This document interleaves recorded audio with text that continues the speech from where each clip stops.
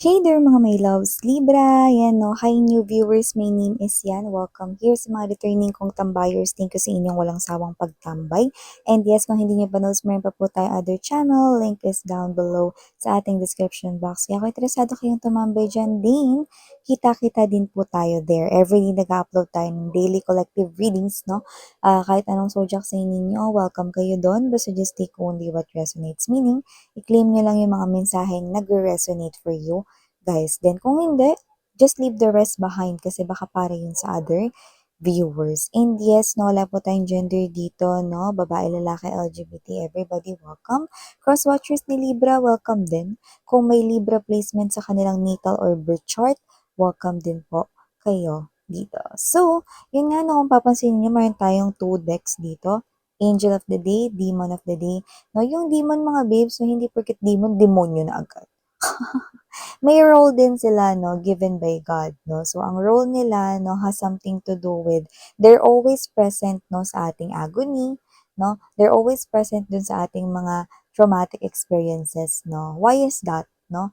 They are there, ang role nila is for us to realize yung ating mistakes, yung faults natin, yung mga pagkakamali natin, no. And at the same time, they are there, ang role nila is for us to overcome our fears and at the same time realize yung ating mga spiritual lessons na kailangang matutunan. So, yun yung mga babe. Okay?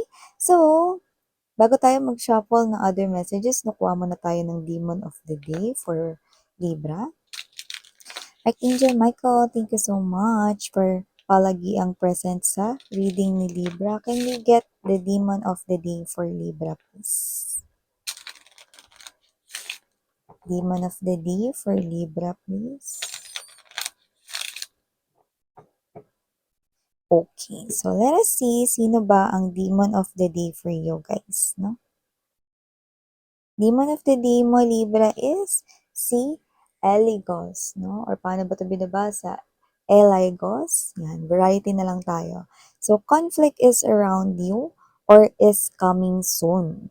However, you are prepared to claim victory. Yan, no, bongga, no guys, no? So, si Demon Eligos dito ang magpo-push sa inyo, no? Hindi lang kayo ipapat on the back, no? Hindi lang kayo tatapikin on the back, no? Kundi nasa likuran niyo talaga siya rito, no, sa conflict na ito, na meron kayong kakaharapin raw, no, na paparating sa inyong conflict kung wala pa ito. At yung iba, pwedeng na-experience nyo na ito, pwedeng may argumento na, may pag-aaway na with someone, or pwedeng may problema na kayo ngayon, no, pero ihanda mo yung sarili mo dahil maipapanalo mo yan, no. So, kung natatakot kayo rito, no, do not fear, do not be afraid because victory is yours. Yan na ang ginagaranti at ilalaban ka nito ni Demon Eligos, no? Or Eligos. Bongga guys, no? Sabi ko sa inyo, they are there to help us, no? To survive, to overcome something, no? Na parang feeling natin, hindi natin kayang ma-overcome. So, kung merong Demon of the Day, of course, Angel of the Day naman. Sinong angel mo? Ano? Sinong angel mo? Libra. Angel of the Day for Libra, can you please show me? Angel of the Day for Libra. Angel of the Day.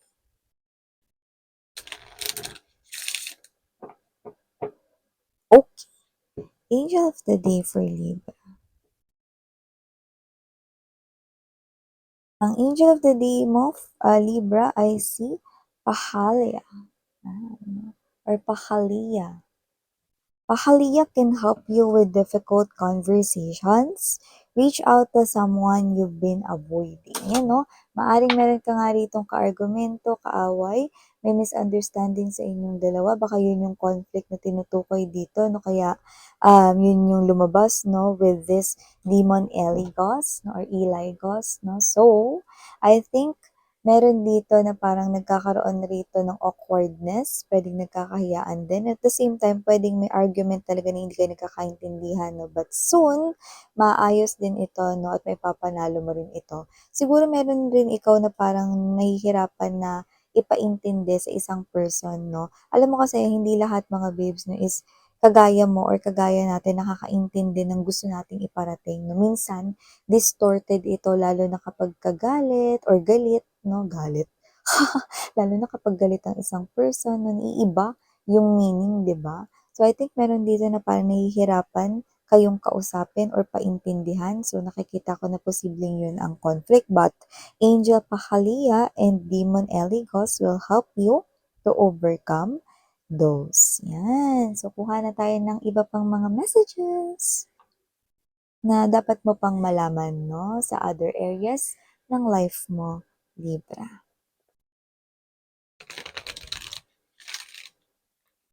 Messages for Libra, can you please show me? Messages for Libra, please. Libra.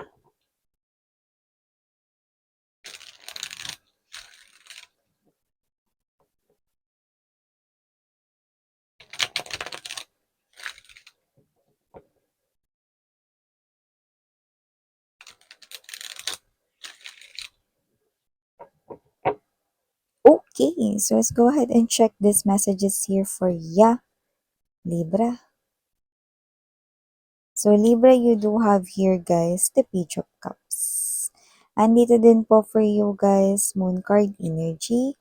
Present as well, another major arcana, Empress energy. Eight of coins andito din. Now you've got three major arcanas, Judgment, Six of coins, bottom of the deck, Eight of wands, Magician's energy, and the Queen, the King of Swords. But I was about to say, the Queen of Swords. So, pwedeng yan asawa ninyo, boyfriend, girlfriend ninyo, yan, no? But I'm also getting the vibe na kung sino man yan, possible na hindi pa kayo connected sa isa't isa, pero minamanifest niya yung conversation at connection between you guys, no? At parang desidido na siya, no? Firm na yung desisyon niya ritong i-push ang connection na ito. So, expect some kind of communication coming from that King of Swords kasi mukhang desidido na siya rito na gumawa ng mga paandar, mga actions para magkalapit kayo.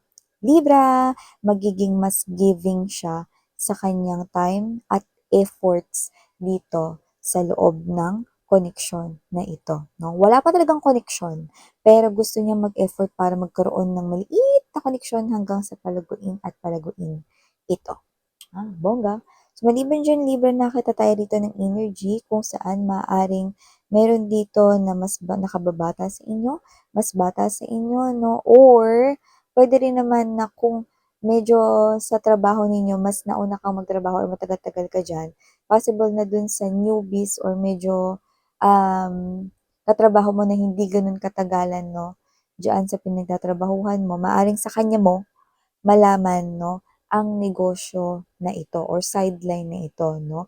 Nakikita kong igagrab mo yun kasi maaring interesado ka doon or may alam ka sa bagay na yun. And at the same time, no, malaki rin yung natutulong na interesado ka sa isang bagay para mas magustuhan mo yung ginagawa mo. So nakikita ko na yung sideline na to ay posibleng maging permanente mo ng side hustle. Yan no, yung parang sinabi lang sa'yo, pwedeng nagpatulong lang or whatever, pero nakikita ko no na parang ikaw, i-maintain mo na yon na another pagkakakitaan mo. Bongga. Pumapasok yung pera rito sa'yo.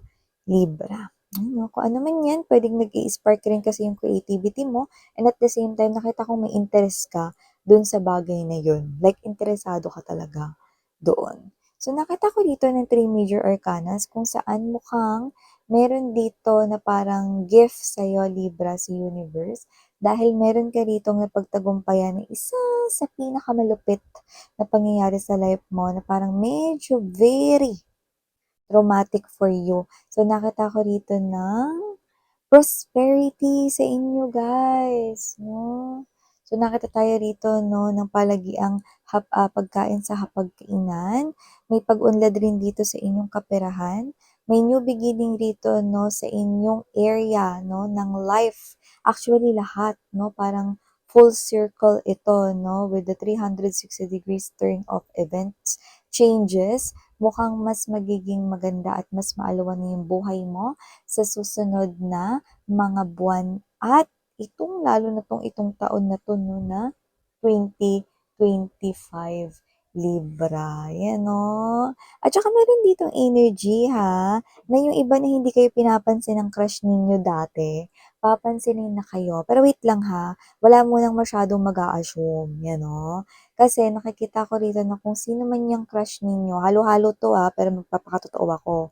Pwedeng may crush yung iba or pwedeng meron yan na kakonect na iba, no? Pero yung iba, possible na magkaroon rito ng parang friendship sa pagitan ninyong dalawa, no? Pero yun nga, hindi pa maipapangako dito kasi hindi ko pa nakikita na magiging kayo ng crush mo. Pero yung friendship, possible na magsimula dito. No? Basta, mapapansin niya kayo. May pag-uusap na nakikita tayo dito, no? So, dun pa lang, no, happy na kasi pansinin nga lang ni crush. Mag-hi nga lang. Alam mo mga babes, dati nga no, mag-hi ka lang sa kanya, hi. Pag nag-hi back siya sa'yo, di ba tuwan-tuwa ka na parang hihimatayin ka, no? Girl, kuhain mo yung pamaypay natin sa room, no? Feeling ko kasi himatayin ako. Yan, may ganong klase ng energy. Mas nakikita ko rito, no, na wow, dun pa lang, di ba? Thankful ka na dapat. Be grateful kasi si crush, no? Papansinin ka na, no? Or baliktarin nyo na lang, pwede kasi itong vice versa. Okay? Kasi general reading ito. By the way, merong may sikreto na mabubunyag. Hindi ikaw yung may sikreto. Merong someone around you na may sikreto siya, nakasali ka dun. Hindi ito confessions of the heart, hindi rin to related sa love, pero posibleng kung ano man yung truth na yon, involved po kayo dun, no? There is this type of energy wherein this is something here na possible na hindi mo alam. Yeah, not just because it is hidden, but it is because this is something here na parang you are being blinded to as well, no? So parang involved ka dito, pero parang hindi mo fault if ever man na may dapat sisihin. It's like, it's not your fault anyway, but you are involved in this type of situation. So don't worry, because the moon is also giving us this judgment card energy, meaning to say, okay, truth will prevail. So whatever it is, no, maipit ka man dito, pwedeng away to sa pagitan ng mga magkakaibigan kayo, or pwedeng sa loob ng pamilya, or whatever. Okay? There's this revelation very soon, kaya no need to worry, and alam ko naman na hindi kayo magiging defensive about this because alam niyo naman at kilala niyo yung sarili niyo and you know the truth. Yan. Like, hindi directly involved kayo, pero involved kayo, Libra. Nakita rin ako dito na maaaring maging busy kayo sa mga susunod na mga buwan here for you, Libra.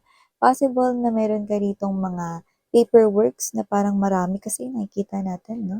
So, hindi ko alam kung may hinahabol ka bang deadline or may pressure ba dito ng due date or whatever, no? Pero nakikita ko rito na possible na ikaw ito na halos hindi ka makausap. Pwede ring mag-OT kayo dito, babes, no? May ganong klase ng energy. By the way, may nakita ko dito na posibleng may malipasan dito ng lunch, no? So, pagkain. Iwasan yung mga babes, no? Kasi una sa lahat, no? Hindi lang stomach ang importante sa atin, no? Kundi ang ating whole body para makapagtrabaho tayo, no? And nakikita ko rito na ayaw nyo rin yung feeling ng may sakit kayo. Kaya naman kahit gano'n pa kayo ka-busy, please, isingit ninyo ang kumain, no? And slowly chew your food. Okay? Huwag kayong magmadali, huwag yung lunok ng lunok, no? Hindi dahil sa macho-choke kayo or possible kayong ma-choke, no? Pero dahil that is the right way of eating and at the same time para mas ma-digest na maayos ang ating food na tinitake ng ating body. Hindi ako nutritionist, hindi rin po ako doctor, but I know that kind of thing. So yeah, mga babes, no? And last but not the least message, there is someone here na meron dito na possible na humingi rito ng apology sa inyo. This is an energy here of an ex. So, kung sino man to, nakikita kong sasadyain ka niya sa pinagtatrabahuhan mo, or kung may negosyo ka, pwedeng sadyain ka na sa shop mo. So, yeah, there you go. Ito mga mensahe na kuha natin para sa iyo, Libra. Maraming salamat sa oras mo na nilaan mo dito sa channel ko. Thank you, na-appreciate kita. Sarang hiyo, again, I'm Yan.